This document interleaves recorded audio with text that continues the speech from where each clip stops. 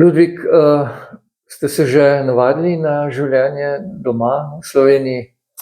Ja, v bistvu zdaj sem doma dobre 2 tedna, no, in v bistvu sem rabil nekaj časa, da sem se privadil na naš način življenja, ker moram reči, da živimo res v eni zelo lepi državi, varni, in predvsem hrana mi je falila, slovenska, manjkala, no, tako da tam na tej poti sem izgubil 12 kil, malo zaradi pač napora pa same vožnje, malo pa zato, ker tudi ni bilo neke prave prehrane, tako da domača kuhinja sem jo zelo pogrešal.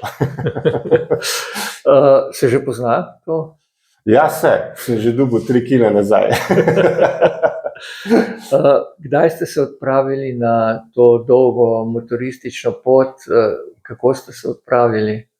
V bistvu smo to pot že planirali kakšno leto nazaj s kolegi, tako da smo imeli neko okvirno ruto začrtano, in smo v bistvu 5. januarja poleteli z letališča v Benetkah preko Madrida do Santiaga de Chila.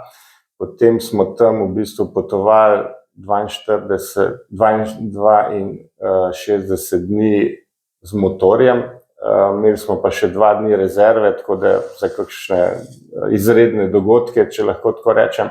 Tako da smo si pa na koncu privoščili še en dan ogleda Santiaga de Chile, in potem smo leteli nazaj preko Brazilije do Madrida in potem nazaj v Benetke, tako da vse skupaj je potovanje trajalo 65 dni. Koliko kilometrov ste prevozili v teh dneh?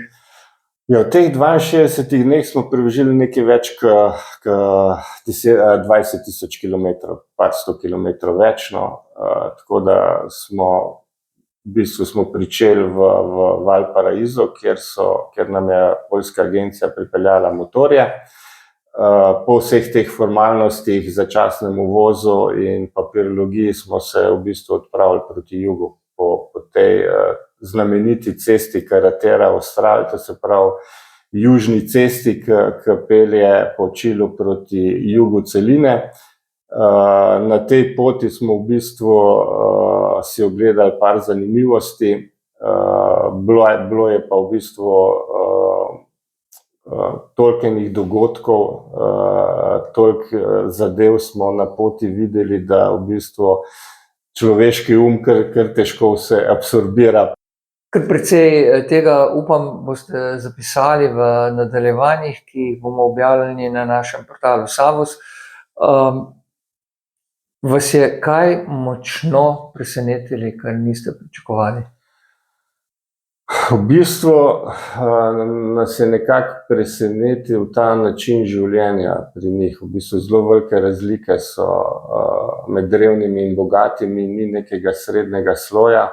Argentina in Čile, v bistvu večja mesta so še nekako na nivoju evropskih, s tem, da je pač varnost v bistvu zelo na nizkem nivoju. Tako da v bistvu deli mesta, kjer živijo ljudje, ki imajo nekaj denarja, so hiše zavarovane z visokimi zidovi, z bodečo žico, kot v nekih taboriščih med drugo svetovno vojno, pa kamerami in varnostniki.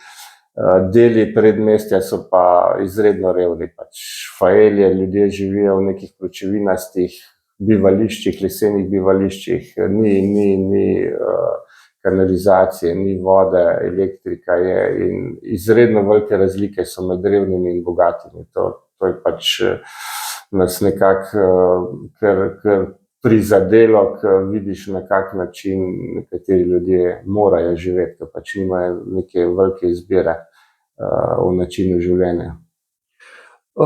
Najbolj zanimiv dogodek na poti? Mene osebno v bistvu je najbolj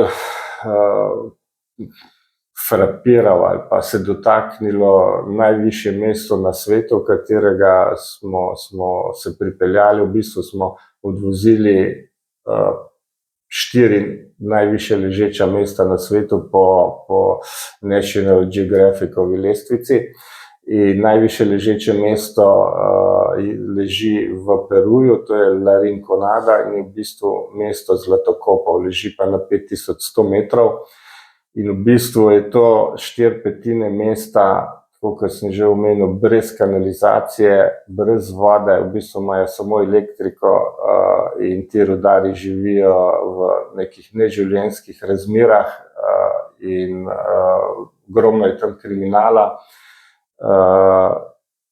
Rudarji v bistvu živijo iz rok v uste, karkoli pač nakopljajo, ameriške družbe odkupijo rudo in jim potem plačajo in ta zaslužek gre za drogo, za karte, za alkohol in tako naprej. In v bistvu zelo nevarno mesto in si nekako, če si senzibilen, vidiš, kakšno težko življenje je to in kako se v bistvu potem ti rudarji, katera življenjska doba je maks 50 let, kot so nam povedali, ker je ogromno živega srebra tudi v teh rudnikih, v bistvu nimajo nobene prihodnosti, no, in je življenje povsem drugačno, nadrealistično, kar si nekako nismo predstavljali, da je to v današnjem svetu še mogoče. No. Najbolj zahteven trenutek na poti? Najbolj zahtevna pot je bila teh 73 prekletih kilometrov v Patagoniji, kjer je makadamska cesta in veter piha nekje od 70 do 250 km/h. In v bistvu jo tam že pri 150 km zaprejo. In mi smo pač ta del poti odpeljali že kmalu zjutraj, takoj po sončnem vzhodu, tako da takrat še ni tako taka velika termika in ni tako močan veter, ampak vozili smo ga približno 3 ure, ker je tako močen veter, da se v bistvu praktično nasloniš na ta močan veter strani. Problem je pa v tem, da piha v sunkih. In te v bistvu kar prenaša po cesti levo, desno, tako da je izredno zahteven fizično in psihično, ker ti pade koncentracija, si na tleh. Plus tega, da je še cesta nekako tako oblikovana oziroma zvožena, če lahko tako rečem, da je v bistvu na grbini in dokler se pelješ po sredini, zadeva, ko skreneš iz te grbine na levo ali pa desno stran, začne motor v bistvu nesti na stran in ko obrneš krmilo, si na tleh. Tako da res izredno zahtevno, pa mogoče v Andih, ker so bili ti prelazi na 5000 metrov, je bilo precej snega, pa precej blata in je bilo tudi zahtevno zavoziti. Tako da na srečo smo bili vsi izkušeni motoristi in smo to zadevo kar srečno prepeljali, ampak psihično in fizično je bilo pa zelo zahtevna vožnja. Ludvik, kdaj ste se na potovanju po Južni Ameriki najbolj nasmejali? Kdaj smo se najbolj nasmejali? Največkrat smo se nasmejali, ker smo v bistvu kakšno hrano naročali.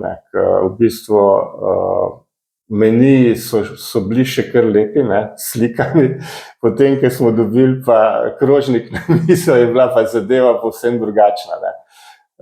Tako da na to temo smo se dostikrat šalili. Tako da vemo, da je Južna Amerika dežela krompirja, in v bistvu pri vsaki hrani, če naročiš ali pa ne, dobiš 3 vrste krompirja zraven. V začetku smo naročevali še križ pa kakšne druge zadeve, ki itak v bistvu potem nismo pojedli, pa seveda dežela stejkov, Argentina pa Čile. Potem, ko je prišla pa Bolivija pa Peru, je bila pa hrana res revna, pač pa ne, da bi bili razvajeni, ker smo vedeli, kam gremo in kam potujemo, ampak pogosto se je zgodilo to, da je bil pač jedilni list in karkoli smo pokazali, da bi jedli, tega ni, in pa na koncu smo ugotovili, da imajo samo eno vrsto hrane, jedilnik pa za 20 različnih jedi.